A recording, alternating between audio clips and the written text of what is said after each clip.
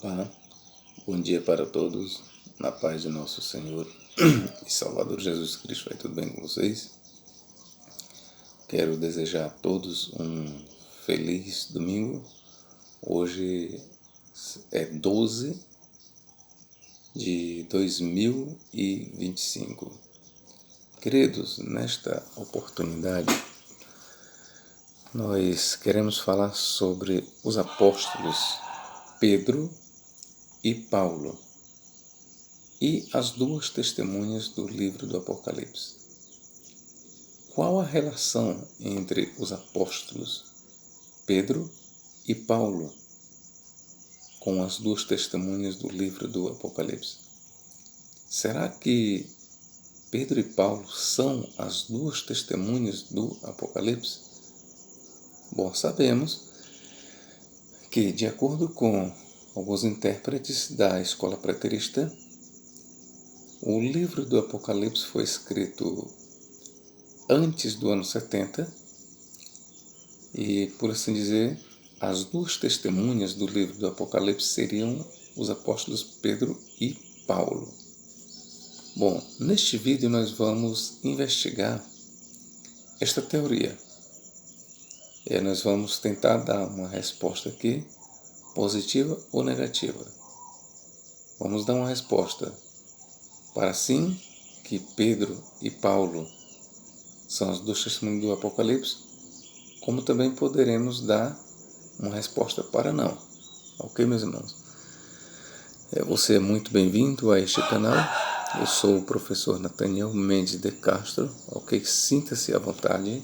Você pode comentar. Ok? Pode interagir. E vamos lá. Eu convido você para lermos Apocalipse capítulo 11.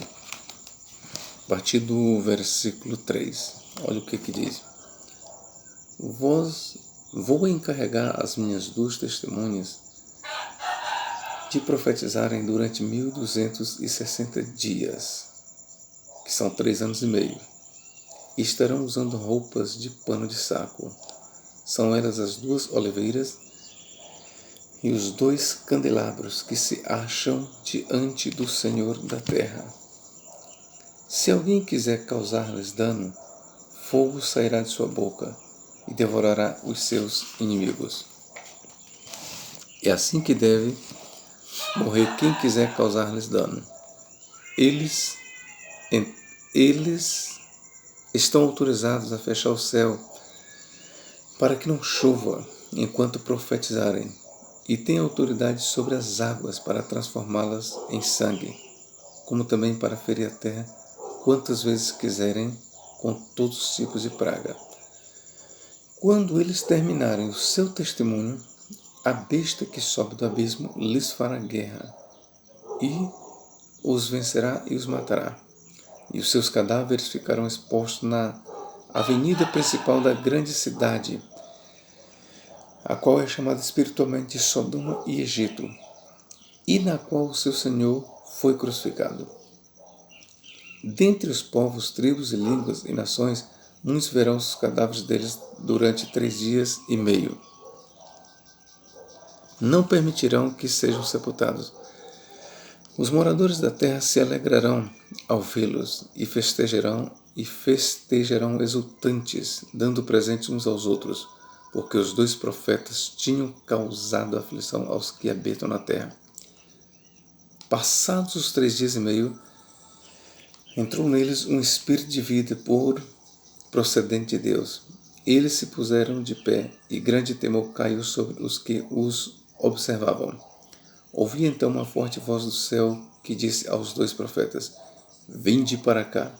Eles subiram para o céu numa nuvem, enquanto seus inimigos os observavam. Naquele dia ocorreu um forte terremoto e caiu por terra a 10ª parte da cidade. O terremoto causou a morte de 7.000 homens de renome, e os demais encheram-se de terror e deram glória ao Deus do céu. É passado o segundo ai. Ok, meus irmãos?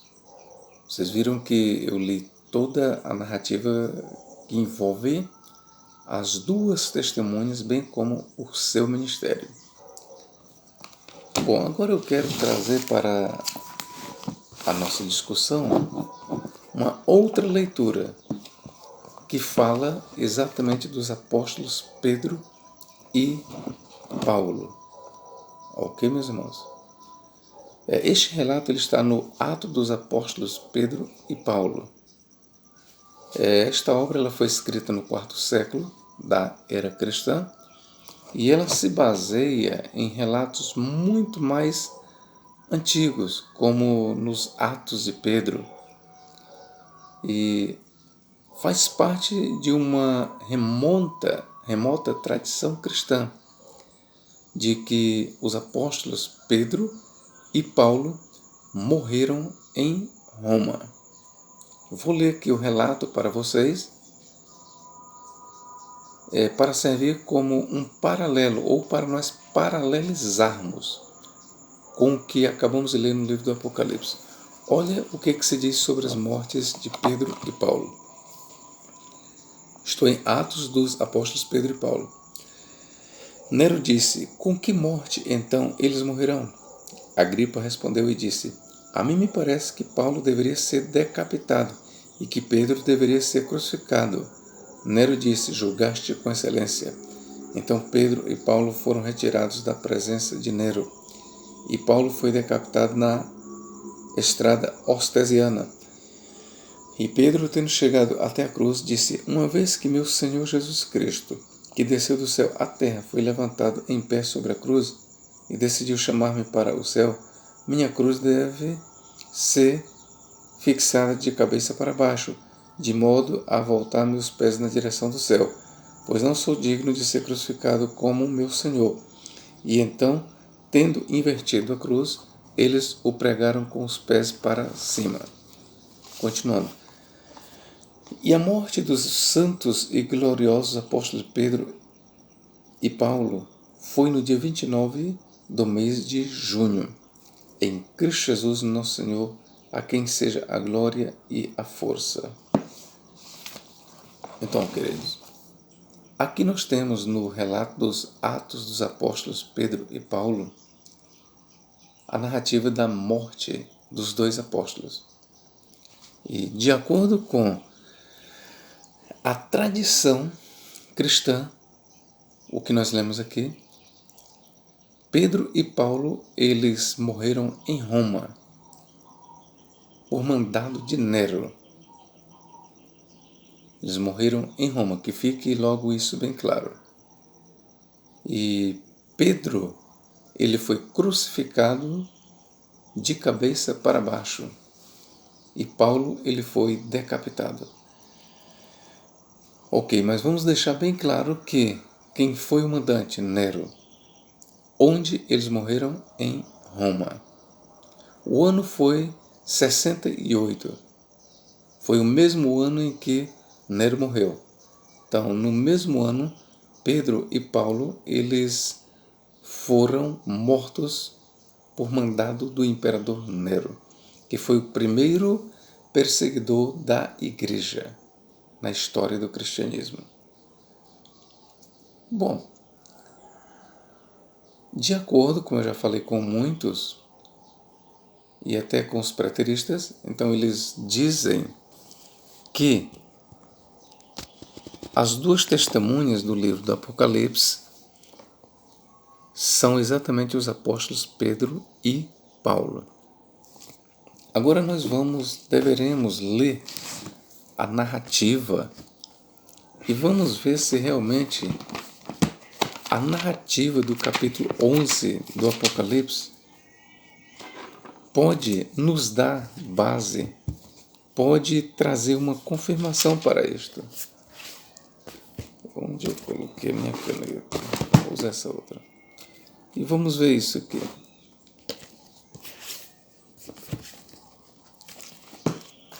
Está aqui.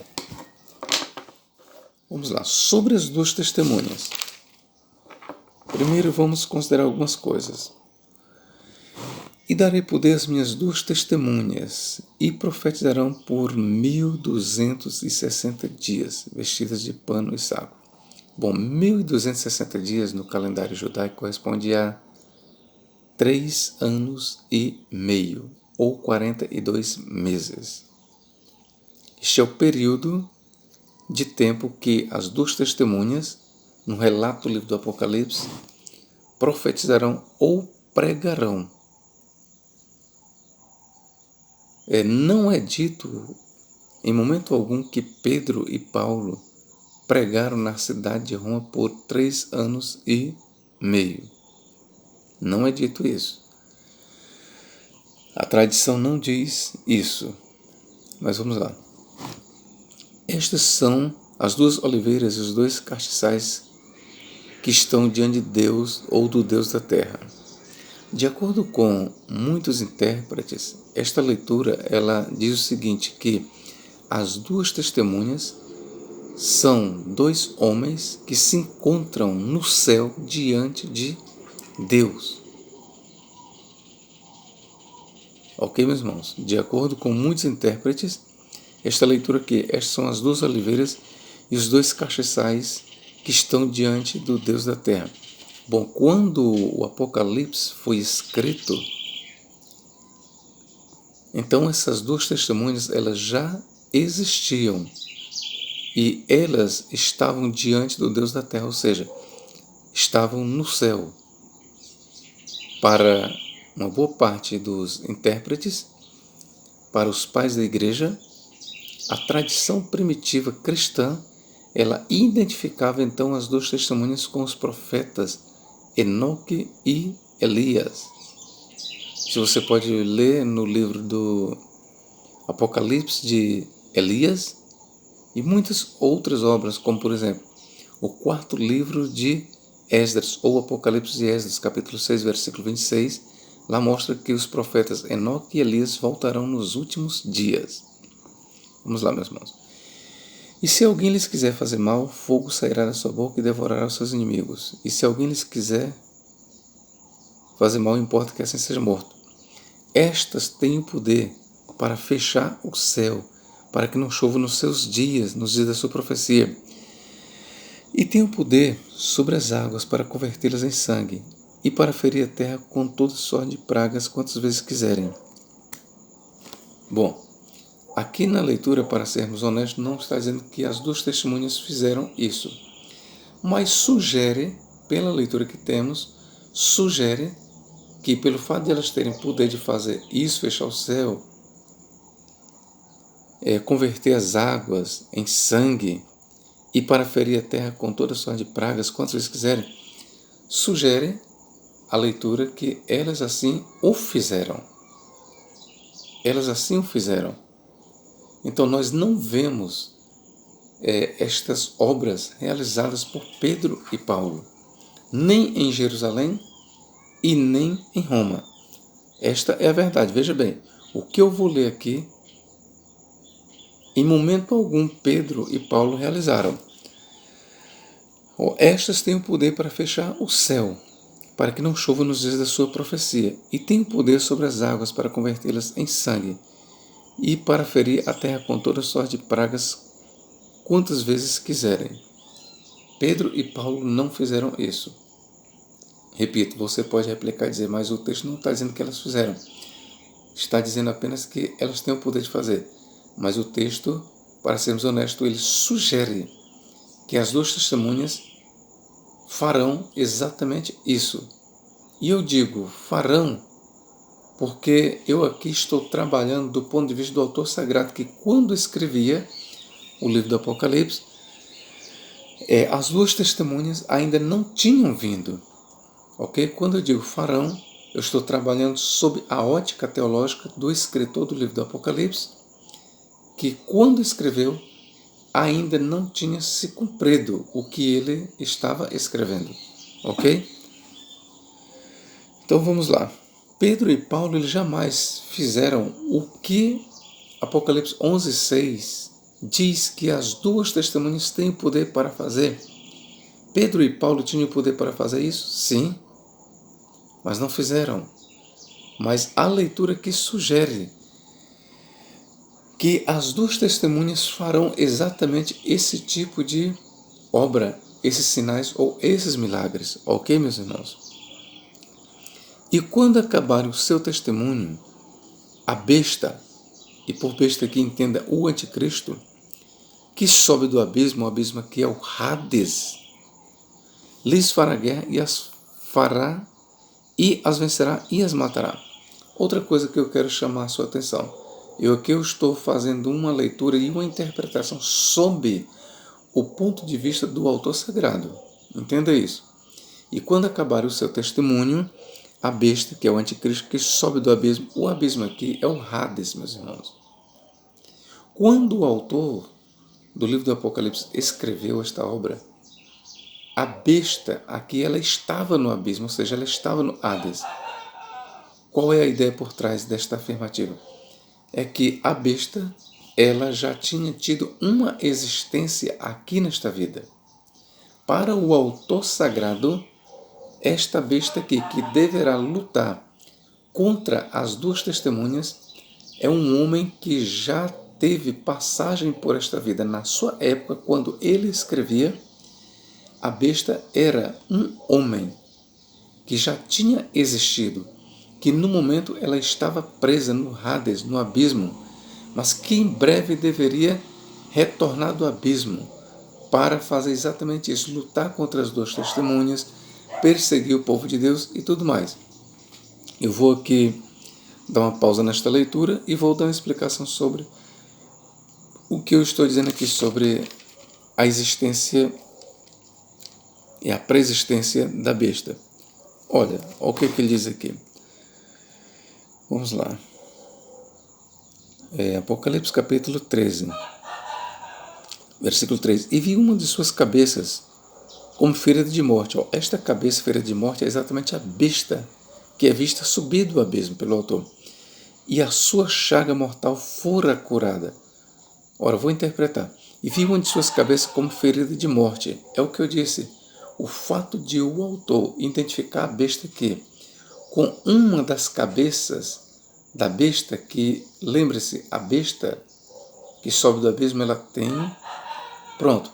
A besta do Apocalipse, que no Apocalipse 13 ela é vista a subir do mar, e lá em 11:7 é vista a subir do abismo, a besta ela tem um duplo significado.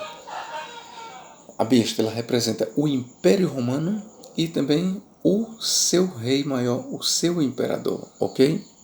Então aqui, presta bem atenção, a besta que vi era semelhante, ou melhor, versículo 3, e vi uma de suas cabeças como ferida de morte. Esta cabeça aqui, ferida de morte, é a mesma besta que sobe do abismo. É o anticristo. E o fato de o autor dizer, e vi uma de suas cabeças ferida de morte, ele está dizendo que a besta, ela passou pela morte. E a sua chaga mortal fora curada. O fato de a besta ter passado pela morte, o que é representado pela chaga mortal, e esta mesma besta, e esta mesma cabeça, e a sua chaga mortal fora curada, aqui fala da ressurreição, do reaparecimento da besta. E toda a terra se maravilhou após a besta.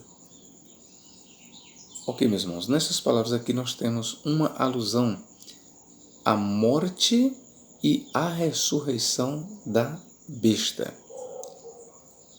E quem é a besta para o autor do Apocalipse? Primeiro eu estou lhe mostrando que a besta do livro do Apocalipse, ela é alguém que, para o autor sagrado, quando ele escrevia, ela já tinha existido, mas ela voltaria à vida, ok? Agora vamos aqui para Apocalipse, capítulo 17, 8. Olha o que diz. E a besta que viste foi, ou seja, existiu, e já não é, ou seja, não existe, e há de subir do abismo, ou seja, do Hades, ou seja, para o autor sagrado, a besta existiu, no momento ela não existia, mas ela voltaria à vida, desde o Hades. E irá à perdição, ou seja, ao lago de fogo, e os que habitam na terra, cujos nomes não estão escritos no livro da vida, desde a fundação do mundo, se admirarão vendo a besta que era, ou seja, existiu, e já não é, não existe, mas que virá, ou seja, deverá tornar a viver. Versículo 11. E a besta que era e já não é, ela também o oitavo, e é dos 7, e vai à perdição. Chama a sua atenção. E a besta que era, existiu, não é, não existe quando o autor sagrado escreveu, porque estava no Hades, estava morta. Ela também o oitavo rei, e é dos 7, vai à perdição. Bom, o autor sagrado, ele já no capítulo 17, ele apresenta aqui uma lista de 7 reis. Eu quero mostrar aqui para você. Ó. Versículo 7. E o anjo me disse, por que te admiras? Eu te direi o mistério da mulher e da besta que é atrás, ao qual tem 7 cabeças e 10 chifres. A besta que viste foi... Não, eu quero ler aqui o versículo 9, que é que eu já expliquei. Aqui há sentido, que tem sabedoria. As 7 cabeças são 7 montes, sobre os quais a mulher está assentada. A mulher aqui é a cidade de Roma, e a história e a geografia mostra exatamente que Roma está edificada sobre 7 montes, ou seja, sobre 7 colinas. Inclusive os oráculos sibilinos, que foi escrito no 2º século, com referência a Roma, diz a cidade das 7 colinas, ou dos 7 montes. Prossigamos, versículo 10. E são também 7 reis. Lembre-se, 7 reis. Os 7 montes, veja bem, as 7 cabeças são 7 montes, sobre os quais a mulher está sentada, e as 7 cabeças da besta, além de representarem 7 montes, são o que também? E são também 7 reis, ou seja, são 7 Césares romanos, são 7 imperadores de Roma. 5 já caíram, quando o autor sagrado escrevia, 5 já haviam caído.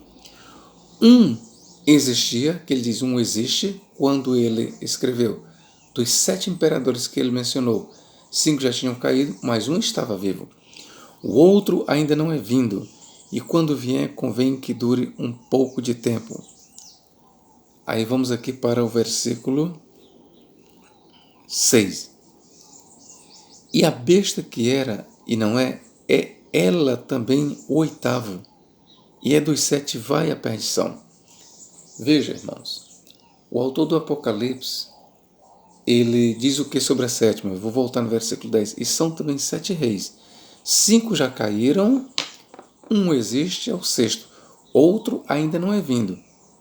E quando vier, convém que dure um pouco de tempo. Ora, o 7º rei, o autor vai dizer para nós que ele é também o 8º rei. Mas por quê? Porque dos 7 reis, a besta é um. Veja, dos 7 reis, a besta é um. De sorte que o 8º rei, que é a besta, o autor vai dizer claramente que ela é um dos 7, ou seja, com isso o autor está dizendo que o 8º rei, ele é alguém que já existiu, é um dos 7 mencionados. E a besta que era, e não é, ela também o 8º rei, e é dos 7, vai à perdição. Tá bom, meus irmãos? Então, eu fiz questão de inserir estas leituras e esta explicação para que vocês entendam que a besta que sobe do abismo e luta contra as 2 testemunhas e as mata, de acordo com o autor do Apocalipse,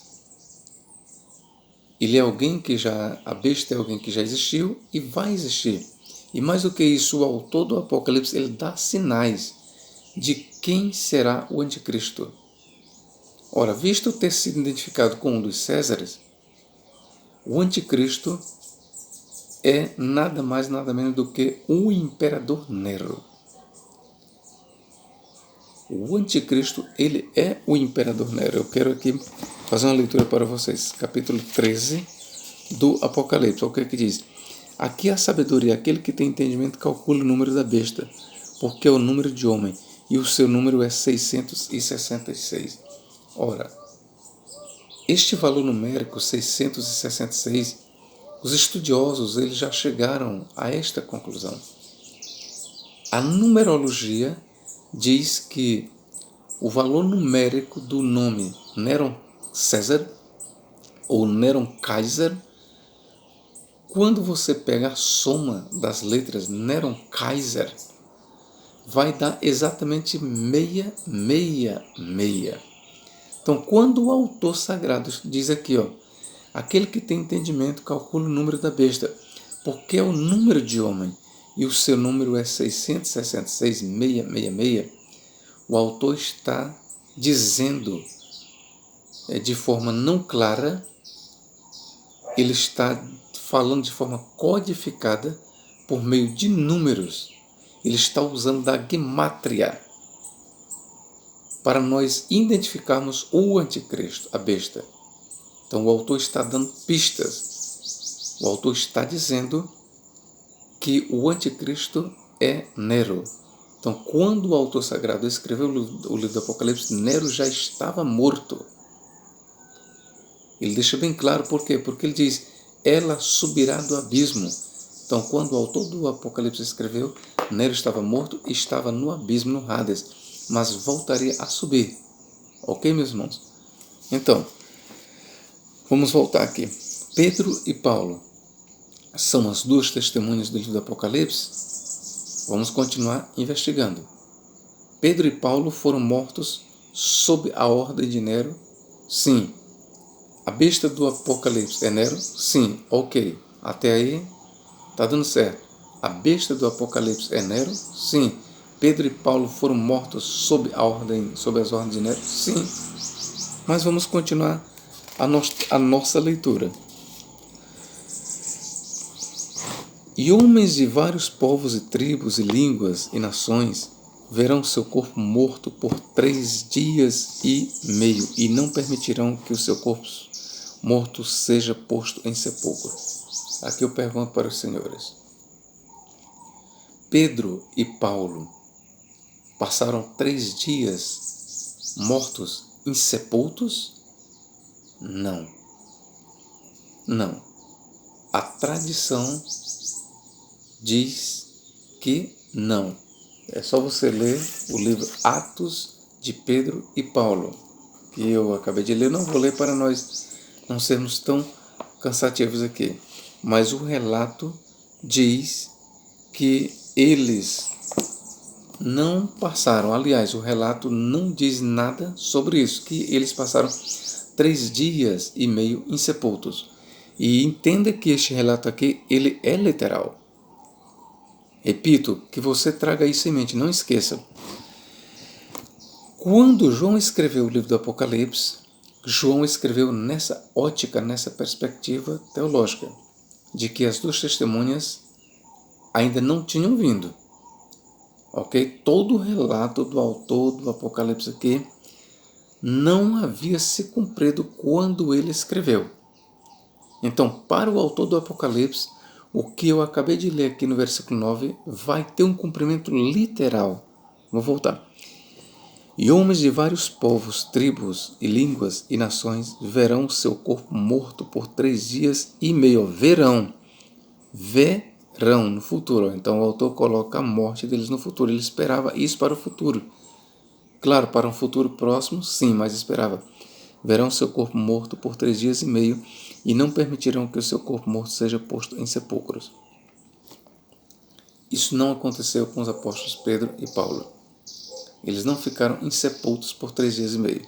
Versículo 10. E os que habitam na terra se regozijarão sobre eles e se alegrarão e mandarão presentes uns aos outros, porquanto estes 2 profetas tinham atormentado os que habitam sobre a terra. Isso poderá ter acontecido quando Pedro e Paulo morreram? Sim. Poderá ter acontecido? Poderá. E quem não se alegrou com as mortes de Pedro e Paulo? Os inimigos, os amigos de César, se alegraram. Houve esse registro que mandaram presente uns aos outros? Não, não houve. Só estou dizendo o seguinte, que isso aqui é tão natural, é tão normal, que pode ter havido isso quando souberam das mortes de Pedro e Paulo. Mas não há registro sobre isso. Então vamos continuar. E depois daqueles 3 dias e meio, o Espírito de vida vindo de Deus entrou neles e puseram-se sobre os pés, e caiu grande temor sobre os que os viram. Então vamos lá, meus irmãos. Aqui fala da ressurreição das duas testemunhas. Pedro e Paulo ressuscitaram? Não. Já não pode este relato fazer referência a Pedro e Paulo, porque eles morreram sim, mas não ressuscitaram. E ouvi uma grande voz do céu que lhes dizia: Subi cá, e subiram ao céu em uma nuvem, e os seus inimigos os viram. Aqui fala do arrebatamento das duas testemunhas.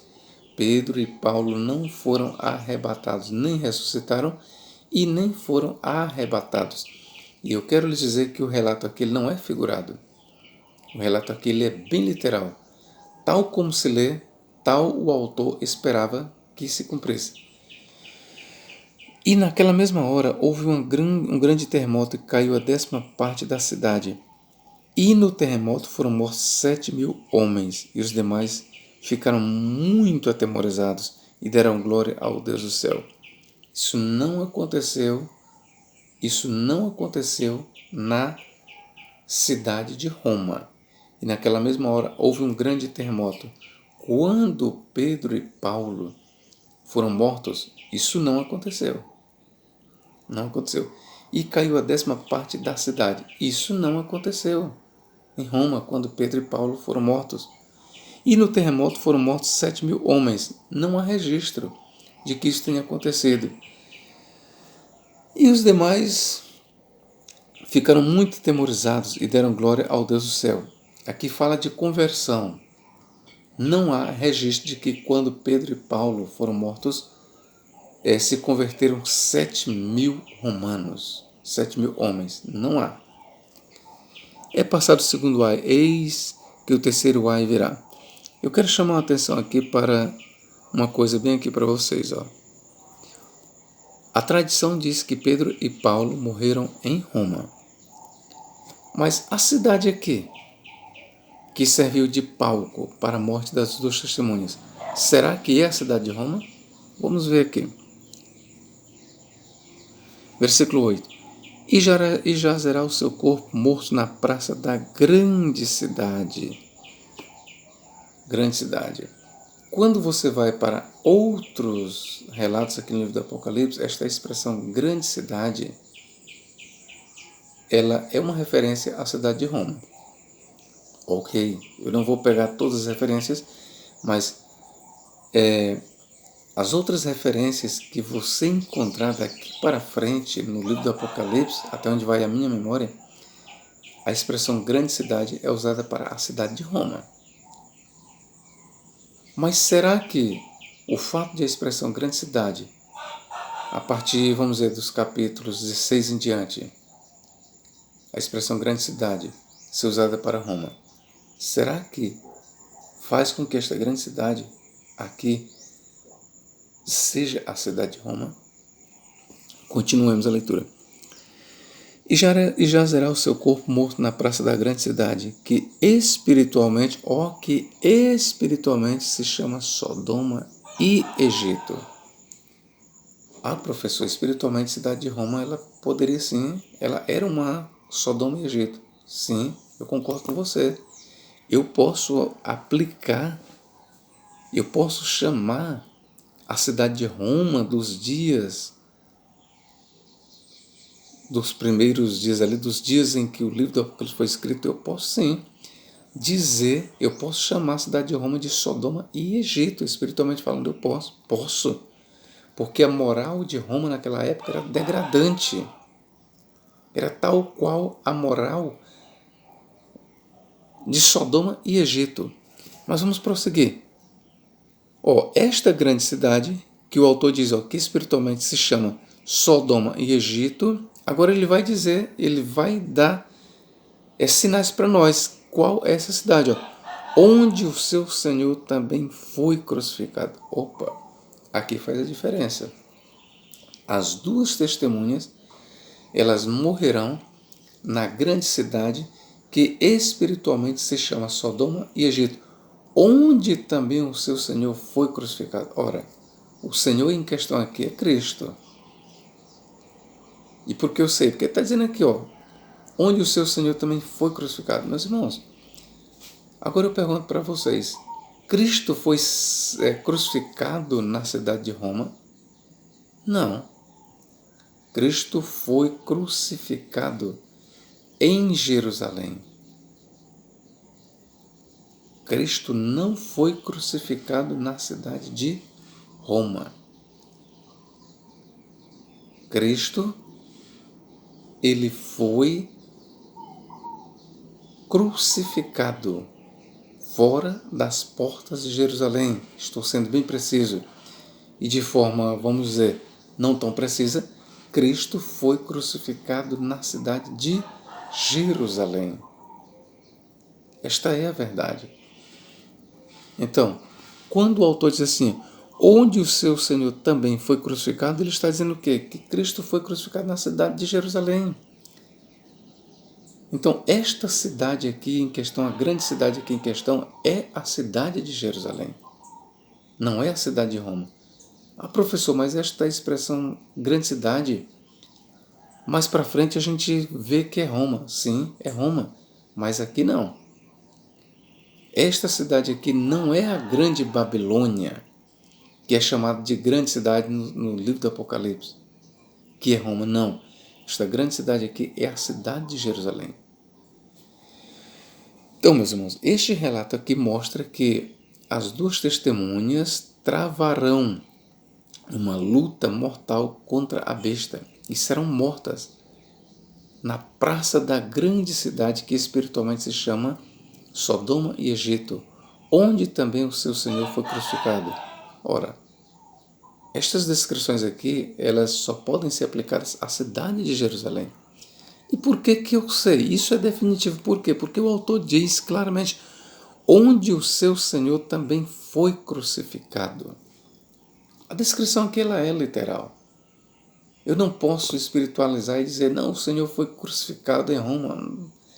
Isso não combina com a descrição do autor sagrado. Ok, meus irmãos? Então, todo o cenário aqui, ele está ligado à cidade de Jerusalém. Para o autor do Apocalipse, as duas testemunhas, elas pregarão para os judeus, elas enfrentarão o anticristo na cidade de Jerusalém, elas serão mortas na praça da grande cidade, que é Jerusalém, elas ressuscitarão exatamente onde elas morreram, na praça da grande cidade, porque não serão sepultadas.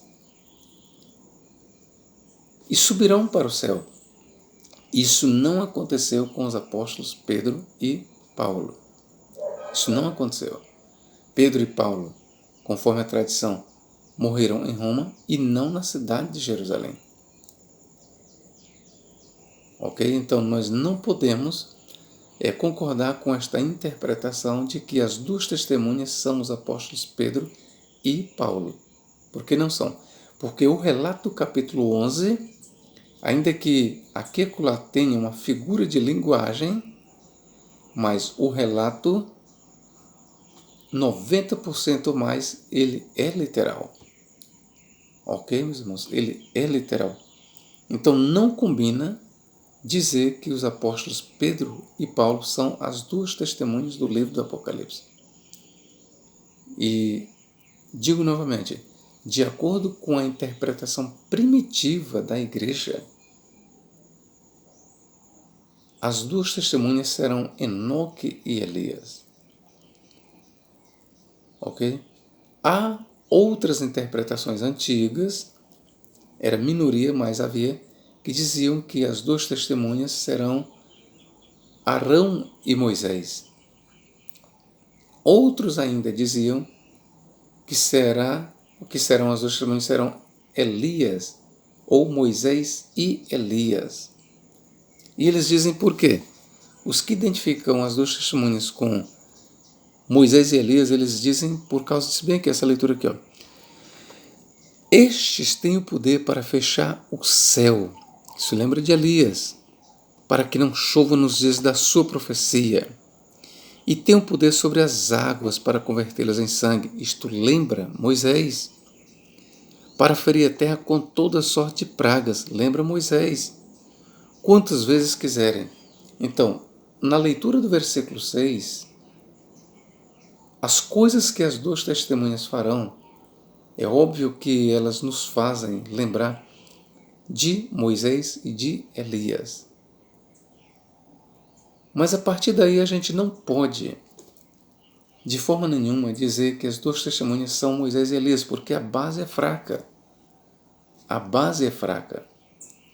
Nós não podemos ir por este caminho só porque as coisas, as obras, os milagres, os sinais, os feitos das duas testemunhas serão, por assim dizer, uma réplica daquilo que Moisés e Elias fez. Então, a partir daí, a gente deve assegurar que eles serão Moisés e Elias? Não. Não. Nós não podemos. Ok? Nós não podemos. Eu poderia também dizer que as duas testemunhas pelos feitos serão Eliseu e Elias. Porque Eliseu ele repetiu muitos dos feitos de Elias. Eu poderei também. Então, a interpretação mais plausível para a identidade das duas testemunhas são os profetas Enoque e Elias. Tem o apoio da tradição cristã antiga. Tertuliano ensinava assim. Justino Mártir ele ensinou a vinda do profeta Elias. Que mais? Irineu de Leão ele acreditava que as duas testemunhas são os profetas Enoque e Elias. Hipólito de Roma também ensinou que as duas testemunhas são Enoque e Elias. Santo Agostinho ele identificou pelo menos o profeta Elias como sendo uma das duas testemunhas que virá. Então era abundante o testemunho patrístico sobre a identidade das duas testemunhas como sendo Elias e Enoque. Está escrito literalmente isso no livro do Apocalipse? Não. Que as duas testemunhas serão Enoque e Elias? Não. Mas nós devemos dar ouvidos à tradição daquela época. Todos esses livros, meus irmãos, que eu citei, Irineu de Leão, Hipólito de Roma, Tertuliano, Justino Mártir, eles foram escritos bem próximos do livro do Apocalipse. A diferença estava entre 100 anos, 50 anos, 150 anos, o máximo. E nós temos o livro de 4º Esdras, ou Apocalipse de Esdras, capítulo 6, 26, que é um livro que foi escrito na mesma época do Apocalipse de João, na mesma época. E lá no capítulo 6, 26, lá aparece Enoque e Elias como os dois homens que não experimentaram a morte, que reaparecerão, que voltarão à vida. Ou seja, que voltarão à vida não, que reaparecerão e que serão vistos por muitos homens. Então, quando o autor do Apocalipse de João escreveu, já existia esta tradição entre os cristãos. Veja, já existia esta tradição entre os cristãos que Enoque e Elias deverão retornar, deverão descer, aparecer aos homens e pregarão para os judeus. Esta é a verdade. Então, se você gostou deste vídeo, eu gostaria que você desse um like, ok, meu irmão? Se você ainda não é inscrito, eu gostaria que você fizesse a sua inscrição. Se você assistiu este vídeo até aqui, é porque você gostou do conteúdo. Eu gostaria que você me ajudasse, ok? Você que está me ouvindo aqui agora, você que está me ouvindo, dê aquele like, dê aquele joinha e faça a sua inscrição se você ainda não é inscrito. Se você já é inscrito, propague este vídeo para pelo menos 10 pessoas. Me ajude a aumentar o canal, ok? Eu dependo de você. Que Deus em Cristo nos guarde e nos abençoe para tudo sempre. Amém.